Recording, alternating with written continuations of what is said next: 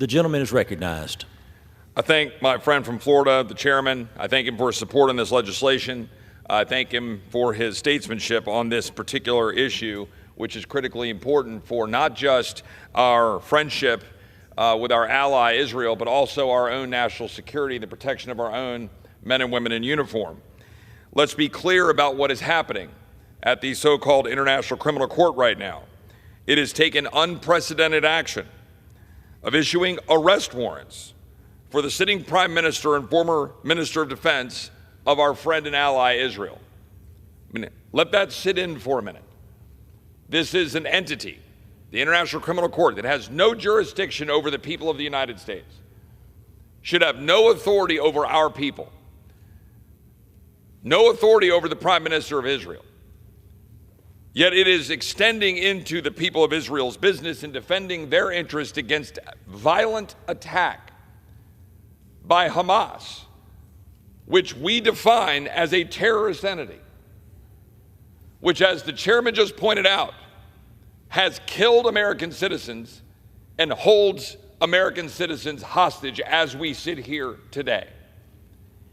And somehow it is not a priority for the people of our country that we represent for us to be here on the floor of the House defending our men and women in uniform, defending our citizens, defending our ally Israel and the Prime Minister of Israel from a politicized witch hunt by the International Criminal Court, which again should have and doesn't have any jurisdiction over our people or the people of Israel.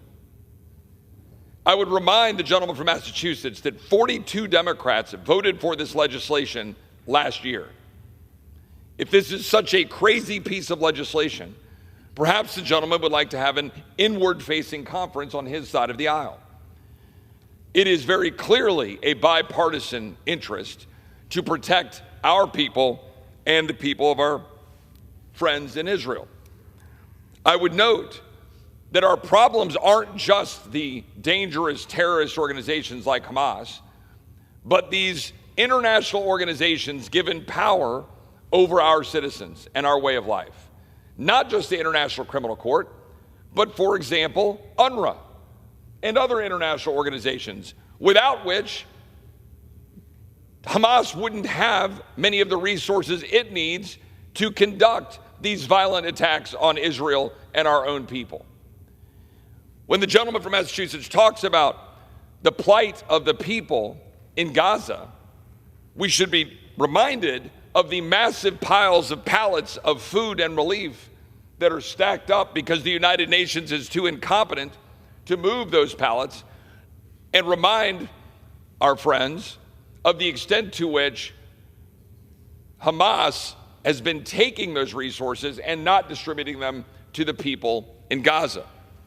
The fact of the matter here, this legislation is inherently America first.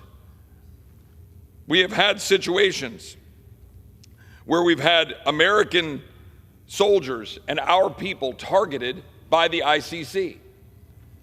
It will happen again if the House of Representatives and the Senate and the President don't take action to sanction the ICC to prevent this from happening again in the future.